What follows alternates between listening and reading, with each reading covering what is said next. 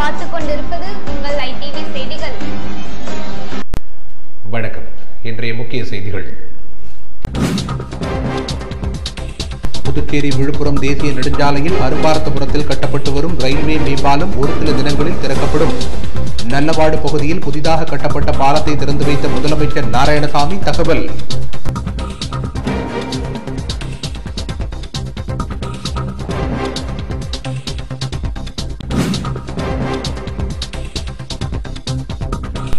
புதுச்சேரி மாநிலத்தில் கடந்த 24 மணி நேரத்தில் இதுவரை இல்லாத அளவிற்கு 554 நபர்களுக்கு கொரோனா தொற்று உறுதி. பாதிக்கப்பட்டோர் எண்ணிக்கை 9292 உயர்வு. மேலும் 8 பேர் உயிரிழந்ததை அடுத்து பலியானோர் எண்ணிக்கை 137 அதிகரிப்பு.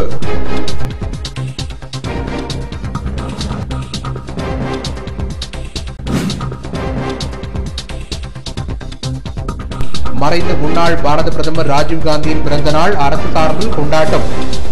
திருவுருவ சிலைக்கு முதலமைச்சர் நாராயணசாமி உள்ளிட்ட ஏராளமானோர் மாலை அணிவித்து மரியாதை.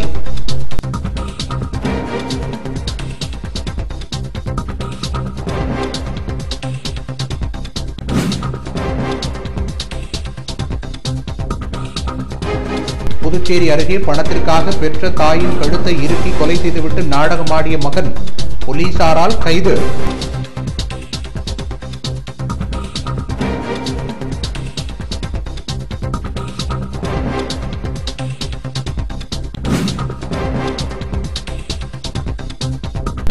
தனியார் மருத்துவக் கல்லூரிகளில் கொரோனா சிகிச்சைக்காக படுக்கை வசதிகளை பெறாத புதுச்சேரி அரசை வழிநடத்த மத்திய அரசின் தலையீடு தேவை. பிரதமர் மற்றும் உள்துறை அமைச்சருக்கு வலியுறுத்தியுள்ளதாக கவர்னர் கிரண்பேடி தகவல்.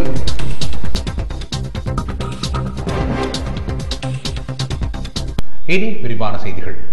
புதுச்சேரி விழுப்புரம் தேசிய நெடுஞ்சாலையில் அரும்பாரத்தபுரத்தில் கட்டப்பட்ட ரயில்வே மேம்பாலம் ஒரு சில தினங்களில் திறக்கப்படும் என நல்லவாடு பகுதியில் 3.5 கோடி ரூபாய் செலவில் புதிதாக கட்டப்பட்ட பாலத்தை திறந்து வைத்த முதலமைச்சர் நாராயணசாமி தெரிவித்துள்ளார். மணவெளி தொகுதிக்குட்பட்ட கடற்கரை கிராமமான நல்லவாடு பகுதியில் 3.5 கோடி ரூபாய் செலவில் புதியதாக கட்டப்பட்ட பாலத்தினை முதலமைச்சர் நாராயணசாமி, தொகுதியின் சட்டமன்ற உறுப்பினர் அனந்தராமன் ஆகியோர் பொதுமக்கள் பயன்பாட்டிற்காக திறந்து வைத்தனர்.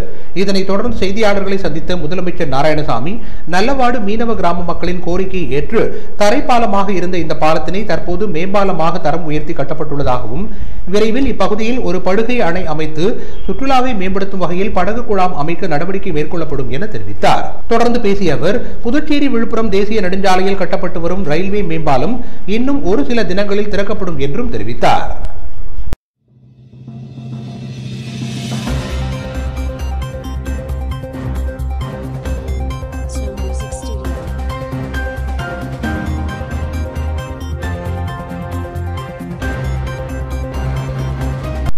புதுச்சேரி மாநிலத்தில் கடந்த 24 மணி நேரத்தில் புதியதாக இதுவரை இல்லாத அளவிற்கு 554 நபர்களுக்கு கொரோனா தொற்று உறுதி செய்யப்பட்டுள்ளதை அடுத்து மாநிலத்தில் கொரோனாவால் பாதிக்கப்பட்டவர்களின் எண்ணிக்கை 9292 உயர்ந்துள்ளது. மேலும் 8 பேர் கொரோனாவால் பலியானதை அடுத்து பலியானோர் எண்ணிக்கை 137 அதிகரித்துள்ளது. புதுச்சேரியில் ஒரே நாளில் புதியதாக 554 நபர்களுக்கு கொரோனா தொற்று உறுதி செய்யப்பட்டுள்ளது. இதில் புதுச்சேரியில் 484 நபர்களும், மாஹேவில் 35 நபர்களும், ஏனாமில் 35 நபர்களும் அடங்குவார்கள். இதுவரை 3521 நபர்கள் சிகிச்சை பெற்று வருகின்றனர். 5631 நபர்கள் குணமடைந்து வீடு திரும்பியுள்ளனர். புதுச்சேரியில் 7 நபர்களும், ஏனாமில் ஒருவரும் உயிரிழந்ததை அடுத்து புதுச்சேரி மாநிலத்தில் கொரோனாவால் பாதிக்கப்பட்டு உயிரிழந்தவர்களின் எண்ணிக்கை 137 அதிகரித்துள்ளது. இதில் புதுச்சேரி மாநிலத்தில் இதுவரை 9292 பேர் கொரோனாவால் பாதிக்கப்பட்டுள்ளதாக சுகாதாரத்துறை தெரிவித்துள்ளது. வணக்கம். நம்ம பாண்டிச்சேரி, காரைக்கால், யானம் மாஹே எல்லாருக்கும் வணக்கம். எஸ்டர்டே அண்ட் அதுக்கு முன்னாடி சாம்பிள் டெஸ்ட் எடுத்ததில் பெண்டிங் இருக்க கேசஸில் எஸ்டர்டே பாண்டிச்சேரியில் 484 cases, Karaikal is a 35, Yanam 35, Ella Sethi new positive cases 554 cases. Death 8 deaths. Discharge anadi 322 cases. Idhula namba last 2 days la namba test எடுத்ததில் 1388 கேசஸில் 1388 கேசஸில் பாசிட்டிவ் இஸ் 554. இதில் நம்ம இப்போ பார்த்தேச்சுன்னா இது டோட்டலி எஸ்டர்டே வரைக்கும் நம்ம டெஸ்ட் எடுத்ததில் வந்தது 9292 கேசஸ். டோட்டல் டெத் பார்த்தேச்சுன்னா 137. டிஸ்சார்ஜ் అయినది 5634 கேசஸ். இப்போ லாஸ்ட் டூ மந்த்ஸா ஜூலை எத்தனை கேஸ் வரும், ஆகஸ்ட் எத்தனை கேஸ் வரும், செப்டம்பர் எத்தனை கேஸ் வரும்னு பார்த்தேச்சுன்னா நம்ம கால்குலேஷனுக்கு இது டபுள் போகுது, நியர்லி டபுள் போகுது. இன்னைக்கு கூட பார்த்தேச்சுன்னா இது எக்ஸ்பர்ட்ஸ் சொன்னது கூட தாண்டி நமக்கு போகுது. நம்ம இது ஆகஸ்டில் ஃபார் மந்த்து 200-250 இருக்கும் பர் டே நினச்சிட்டா, కానీ எவ்ரிடே ஆவரேஜ் இஸ் 400 போகுது. மறைந்த முன்னாள் பாரத பிரதமர் ராஜீவ் காந்தியின் பிறந்த நாளை ஒட்டி அரசு சார்பில் அவரது திருவுருவ சிலைக்கு முதலமைச்சர் நாராயணசாமி, மாநில காங்கிரஸ் கட்சியின் தலைவர் ஏவி சுப்பிரமணியன் உள்ளிட்ட ஏராளமானோர் மாலை அணிவித்து மரியாதை செலுத்தினர். மறைந்த முன்னாள் பாரத பிரதமர் ராஜீவ் காந்தியின் பிறந்த நாள் அரசு சார்பில் கொண்டாடப்பட்டது. இதனையொட்டி புதுச்சேரி அரசு சார்பில் கிழக்கு கடற்கரை சாலையில் அமைந்துள்ள அமரர் ராஜீவ் காந்தியின் திருவுருவ சிலைக்கு முதலமைச்சர் நாராயணசாமி, சபாநாயகர் சிவக்கொழுந்து, அமைச்சர் ஷாஜகான், பாராளுமன்ற உறுப்பினர் வைத்திலிங்கம் உள்ளிட்டோர் மாலை அணிவித்து மரியாதை செலுத்தினர். பின்னர் அனைவரும் தீவிரவாத எதிர்ப்பு உறுதிமொழியை ஏற்றுக்கொண்டனர். முன்னதாக மாநில காங்கிரஸ் கட்சி அலுவலகத்தில் நடைபெற்ற அமரர் ராஜீவ்காந்தியின் பிறந்தநாள் விழாவில் அலங்கரித்து வைக்கப்பட்டிருந்த ராஜீவ்காந்தியின் உருவப்படத்திற்கு முதலமைச்சர் நாராயணசாமி மற்றும் நிர்வாகிகள் மாலை அணிவித்து மலர் தூவி மரியாதை செலுத்தினர்.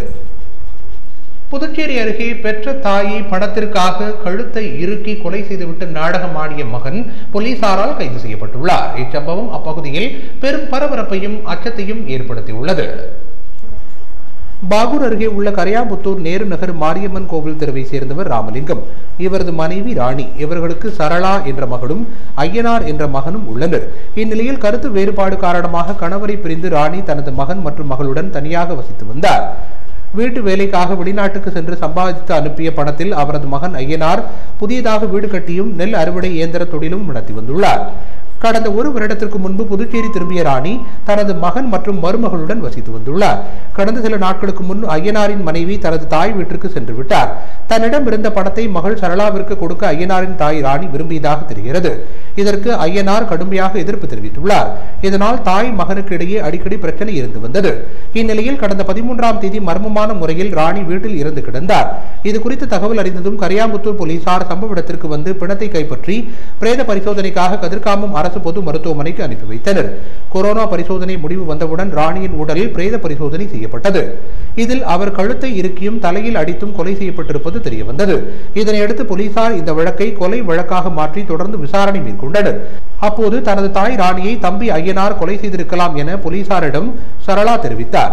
அதன் அடிப்படையில் போலீசார் மகன் ஐயனாரிடம் நடத்திய விசாரணையில் சம்பவத்தன்று குடிபோதையில் இருந்த மகனிடம் தாய் ராணி வெளிநாட்டிலிருந்து சம்பாதித்து அனுப்பிய பணத்தை கேட்டுள்ளார் என்றும், இதனால் இருவருக்கும் இடையே ஏற்பட்ட வாய் தகராறில் மகன் ஐயனார் தனது தாயை தள்ளிவிட்டதில் கீழே விழுந்து தலையில் அடிபட்டு மயங்கியதாகவும், பின்னர் வீட்டில் இருந்த மின்சார உயரால் தாயின் கழுத்தை இறுக்கி கொலை செய்துவிட்டு வீட்டை பூட்டிவிட்டு தப்பிச் சென்றுள்ளார் என்றும், மேலும் தாய் இறந்ததை தெரியாதது போல் இறுதிச் சடங்கில் கலந்து கொள்ள வந்துள்ளார்.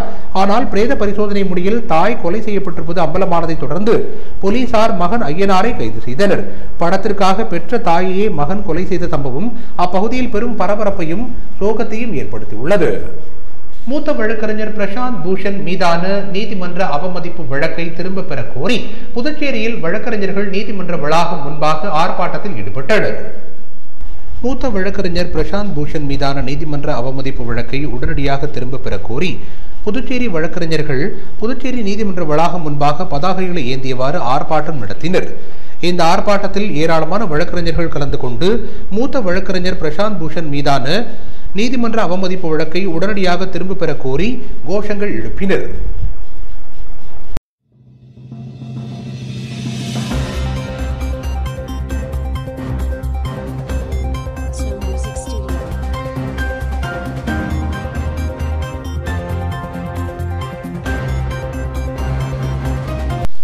புதுச்சேரியில் கொரோனா ஊரடங்கால் பாதிக்கப்பட்டுள்ள சிவப்பு நிற ரேஷன் அட்டைதாரர்களுக்கு 3 மாதத்திற்கான இலவச அரிசி மற்றும் கொண்டை கடலையை மணவெளி தொகுதிக்குட்பட்ட சிவப்பு நிற ரேஷன் அட்டைதாரர்களுக்கு அரசு கொறடாவும் தொகுதியின் சட்டமன்ற உறுப்பினருமான அனந்தராமன் வழங்கினார். புதுச்சேரியில் கொரோனா ஊரடங்கால் பாதிக்கப்பட்டுள்ள அனைத்து சிவப்பு நிற குடும்ப அட்டைதாரர்களுக்கும் 3 மாதத்திற்கான இலவச அரிசி மற்றும் கொண்டை கடலை வழங்க அரசு முடிவெடுத்தது. அதன் அடிப்படையில் சிவப்பு நிற குடும்ப அட்டைதாரர்கள் அனைவருக்கும் 3 மாதத்திற்கான இலவச அரிசி மற்றும் கொண்டை கடலை வழங்கும் திட்டம் நடைபெற்றது. மணவெளி தொகுதிக்குட்பட்ட அரசு பள்ளியில் மக்களுக்கு இலவச அரிசி மற்றும் கொண்டை கடலையை தொகுதியின் சட்டமன்ற உறுப்பினரும் அரசு கொறடாவுமான அனந்தராமன் வழங்கி திட்டத்தை தொடங்கி வைத்தார். இதில் ஏராளமான ஏழை எளிய மக்கள் பயன்பெறுகின்றனர்.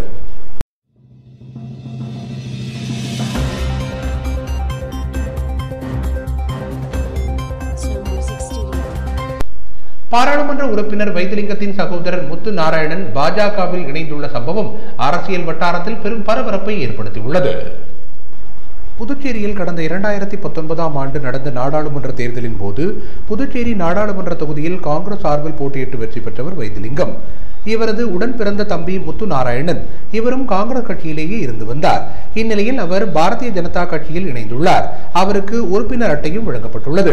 காங்கிரஸ் எம்பியின் தம்பியை பாரதிய ஜனதா கட்சியில் சேர்ந்திருப்பது புதுச்சேரி அரசியல் வட்டாரத்தில் பெரும் பரபரப்பை ஏற்படுத்தியுள்ளது. முத்து நாராயணனின் தந்தை வெங்கட சுப்பா ரெட்டியாரும் சகோதரர் வைத்திலிங்கம் எம்பியும் புதுச்சேரி முதலமைச்சராக இருந்தவர்கள் என்பது குறிப்பிடத்தக்கது. ஏற்கனவே வைத்திலிங்கத்தை எதிர்த்து கடந்த 2001ஆம் ஆண்டு நடந்த சட்டமன்ற தேர்தலின் போது நெட்டப்பாக்கம் தொகுதியில் புதுச்சேரி மக்கள் காங்கிரஸ் கட்சி சார்பில் முத்து நாராயணன் போட்டியிட்டார் என்பது குறிப்பிடத்தக்கது.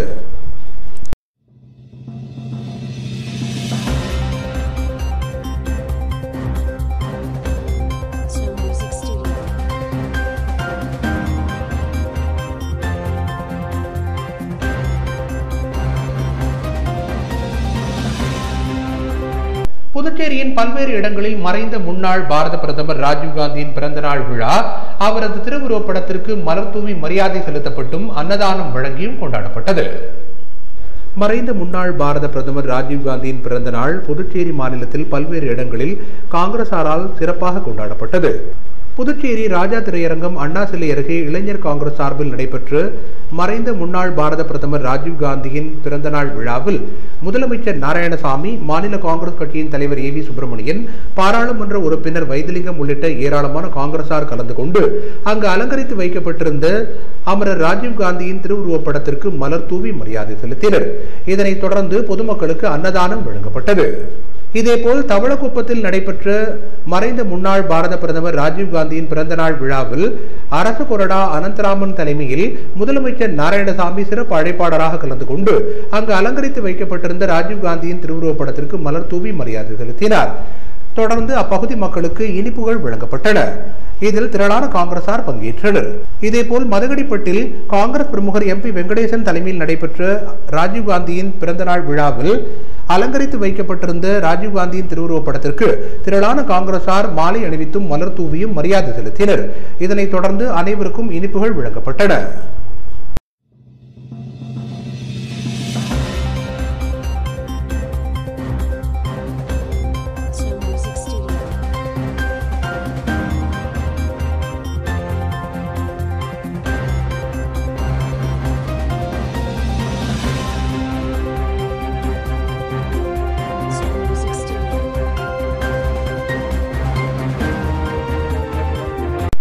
செய்திகளில் இனி வருவது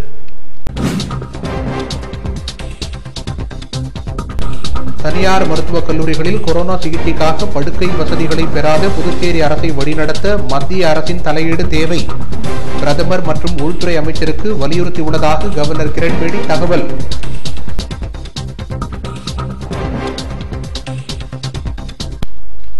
விளம்பர இடைவேளைக்கு பிறகு செய்திகள் தொடர்கின்றன. புதுச்சேரியில் தனியார் மருத்துவக் கல்லூரிகளில் கொரோனா சிகிச்சைக்காக படுக்கை வசதிகளை பெறாத புதுச்சேரி அரசை வழிநடத்தவும், மேலும் தனியார் மருத்துவக் கல்லூரிகளை அரசின் கட்டுப்பாட்டில் கொண்டு வரவும் மத்திய அரசின் தலையீடு தேவை என பிரதமர் மற்றும் உள்துறை அமைச்சரிடம் தான் வலியுறுத்தியுள்ளதாக கவர்னர் கிரண்பேடி தெரிவித்துள்ளார். புதுச்சேரியில் கொரோனா பாதிப்பு நாளுக்கு நாள் அதிகரித்து வருகிறது. இந்நிலையில் புதுச்சேரி கவர்னர் கிரண்பேடி வாட்ஸ்அப்பில் வெளியிட்டுள்ள செய்தியில், புதுச்சேரியில் உள்ள 7 2 தனியார் மருத்துவக் கல்லூரிகளை தவிர மீதமுள்ள மருத்துவக் கல்லூரிகள் படுக்கைகள் தர முன்வரவில்லை என்றும், நோயாளிகளுக்கு தற்போது படுக்கை வசதி தேவைப்படுவதாகவும், தற்போது மருத்துவமனையில் இடம் கிடைக்காமல் மக்கள் படும் துன்பம் குறைக்கக்கூடிய ஒன்றுதான் எனவும், பேரிடர் மேலாண்மை சட்டப்படி ஒரு தனியார் மருத்துவக் கல்லூரியை அரசு எடுத்துக்கொண்டால் இதர தனியார் மருத்துவக் கல்லூரிகள் அனைத்தும் தேவைப்படும் வரிசையின் கீழ் அரசு கட்டுப்பாட்டில் வரும். இதுவரை ஏன் எடுக்கப்படவில்லை என்று தெரியவில்லை எனவும், இதில் தான் பார்வையாளராக இருக்க முடியாது. மொத்தமாக 5000 படுக்கைகள் உட்பட போதிய மருத்துவ வசதிகள் இருந்தும் மக்கள் கஷ்டப்படுகிறார்கள் எனவும், இதில் பிரதமர், உள்துறை அமைச்சர் தலையீடு தேவை என்று குறிப்பிட்டுள்ள கிரண்பேடி, எனவேதான் புதுச்சேரி அரசை வழிநடத்த வேண்டும் என்றும், புதுச்சேரி சிகிச்சை விஷயத்தில் பாதிக்கப்பட்டுள்ளதை மத்திய அரசு அறிய வேண்டும் என்பதற்காக இது தொடர்பான தகவல்களை பிரதமர் மற்றும் உள்துறை அமைச்சருக்கு தான் தெரிவித்துள்ளதாகவும், இதுதான் நிர்வாகியான தனது கடமை என்றும் கவர்னர் கிரண்பேடி தெரிவித்துள்ளார். மறைந்த முன்னாள் அமைச்சர் ஏழுமலையின் நினைவை போற்றும் விதமாக அலங்கரித்து வைக்கப்பட்டிருந்த அவரது திருவுருவப்படத்திற்கு முதலமைச்சர் நாராயணசாமி, மாநில காங்கிரஸ் கட்சியின் தலைவர் ஏவி சுப்பிரமணியன் ஆகியோர் மாலை அணிவித்தும் மலர் தூவியும் மரியாதை செலுத்தினர். இதனைத் தொடர்ந்து பொதுமக்களுக்கு அன்னதானங்களையும் அவர்கள் வழங்கினர். மறைந்த முன்னாள் அமைச்சர் ஏழுமலைக்கு மரியாதை செலுத்தும் நிகழ்ச்சி அண்ணா சிலை அருகே நடத்தப்பட்டது.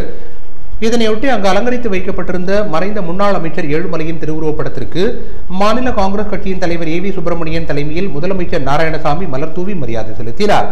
இந்நிகழ்ச்சியில் காங்கிரஸ் கட்சியின் பொதுச் செயலாளர் தனசு, PCC ரகுமான், முன்னாள் இளைஞர் காங்கிரஸ் தலைவர் இளையராஜா மற்றும் திரளான காங்கிரசார் கலந்து கொண்டு மலர் தூவி மரியாதை செலுத்தினர். பின்னர் பொதுமக்களுக்கு அன்னதானம் வழங்கப்பட்டது.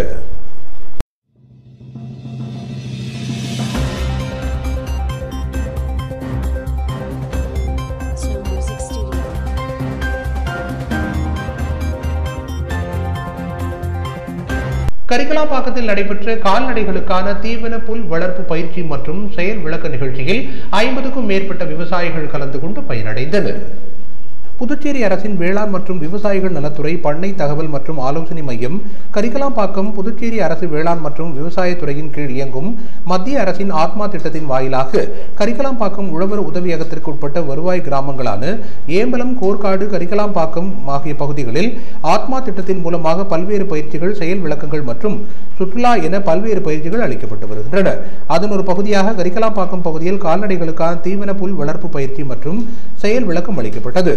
இந்த பயிற்சி தனசேகர் என்பவர் நிலத்தில் நடைபெற்றது.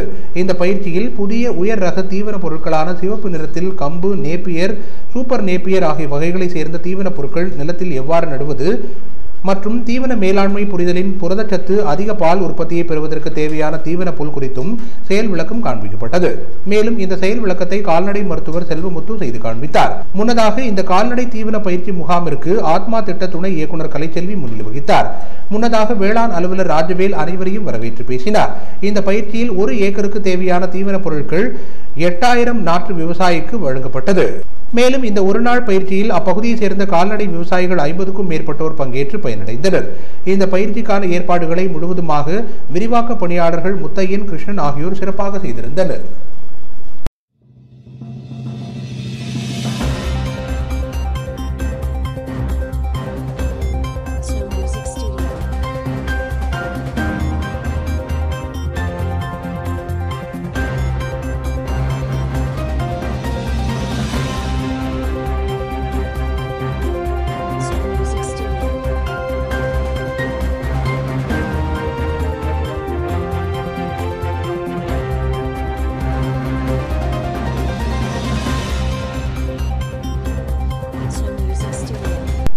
புதுச்சேரியில் கொரோனா பாதிப்பு அதிகரித்து வரும் நிலையில் நோயாளிகளை கவனிக்க தேவையான மருத்துவர்கள், செவிலியர்கள் மற்றும் சுகாதார ஊழியர்களை குறைந்தது 1 வருட காலத்திற்காவது ஒப்பந்த அடிப்படையில் வாக்-இன் இன்டர்வியூ மூலமாக தேர்வு செய்து பணியமர்த்த வேண்டும் என என்ஆர் காங்கிரஸ் சட்டமன்ற உறுப்பினர் NH ஜெயபால் புதுச்சேரி அரசை வலியுறுத்தியுள்ளார்.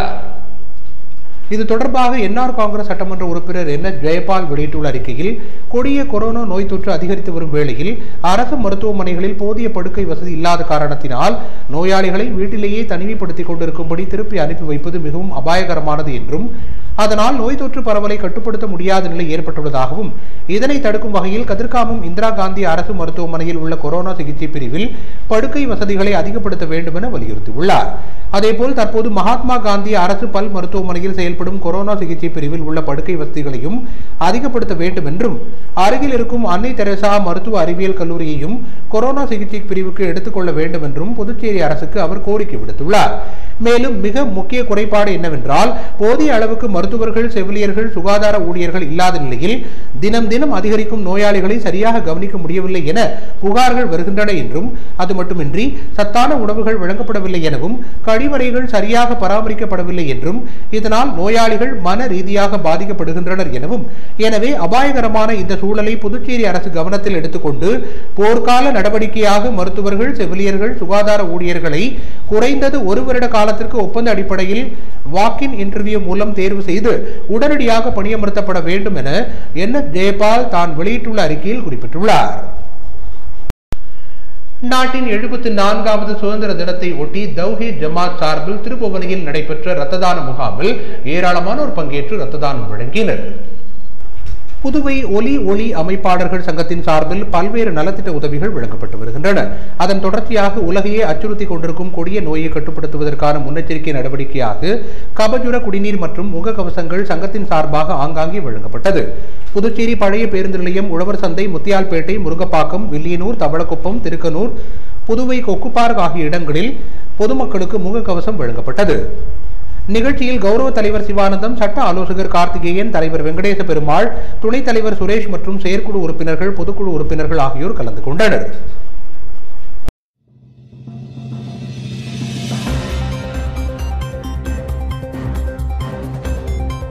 புதுச்சேரி ஒலி அமைப்பு சங்கம் சார்பில் புதுச்சேரியின் பல்வேறு இடங்களில் பொதுமக்களுக்கு கபஜுர குடிநீர் மற்றும் முகக்கவசங்கள் வழங்கப்பட்டன. 74வது சுதந்திர தினத்தையொட்டி கொரோனா பேரிடரை கருத்தில் கொண்டு தமிழ்நாடு தௌஹீத் ஜமாஅத் புதுவை மாவட்ட திருபுவனை கிளை மற்றும் ஜிப்மர் மருத்துவமனையுடன் இணைந்து இரத்த தான முகாமை நடத்தியது. இதில் ஏராளமான நிர்வாகிகள் கலந்து கொண்டு இரத்த தானம் செய்தனர். இதில் மாவட்ட துணைத் தலைவர் ஹபீப் ரஹ்மான், மாவட்ட செயலாளர் சதாம், திருபுவனை கிளையின் தலைவர் ஜலால் உட்பட நிர்வாகிகள் பலர் கலந்து கொண்டனர்.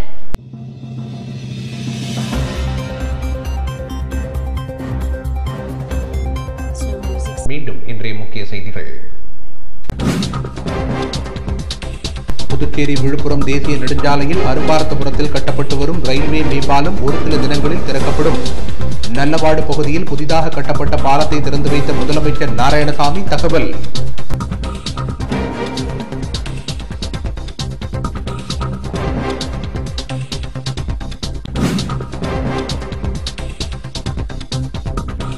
புதுச்சேரி மாநிலத்தில் கடந்த 24 மணி நேரத்தில் இதுவரை இல்லாத அளவிற்கு 554 நபர்களுக்கு கொரோனா தொற்று உறுதி. பாதிக்கப்பட்டோர் எண்ணிக்கை 9292 உயர்வு. மேலும் 8 பேர் உயிரிழந்ததை அடுத்து பலியானோர் எண்ணிக்கை 137 அதிகரிப்பு.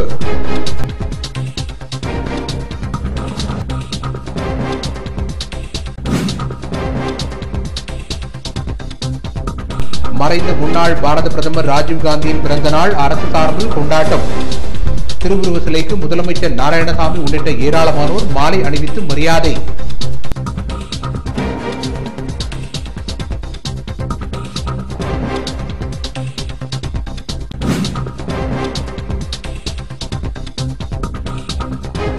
புதுச்சேரி அருகே பணத்திற்காக பெற்ற தாயின் கழுத்தை இறுக்கி கொலை செய்துவிட்டு நாடகமாடிய மகன் போலீசாரால் கைது.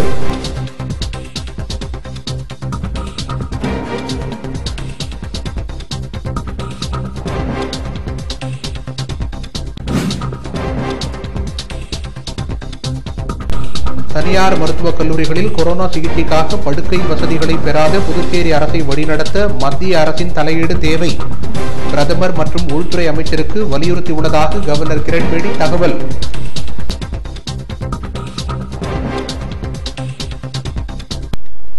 இத்துடன் செய்திகள் நிறைவடைந்தன. வணக்கம்.